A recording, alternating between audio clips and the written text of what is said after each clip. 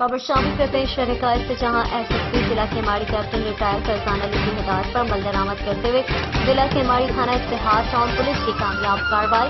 6 रुकनी इंतहाई मतलूब डरकेज ग्रुप के 4 दरिंदे को गिरफ्तार कर लिया। पुलिस हुकाम के मुताबिक मुलजिमान के कब्जे से वारदातों में इस्तेमाल होने वाला असला और मटरों का मोटरसाइकिल बरामद कर ली गई है।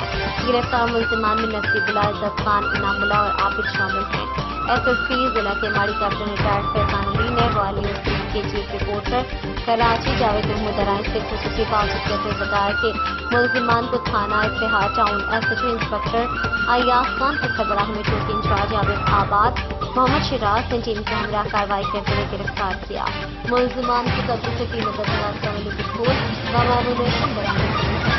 मुलजिमान के कब्जे से थाना पाकिस्तान बाजार की मुकदमा पार्टी पर छीनी गई मोटरसाइकिल भी बरामद हुई है, जबकि मुलजिमान के कब्जे से बरामदा दूसरी मोटरसाइकिल थाना कायदाबाद की दूसरी तरफ शुदा है।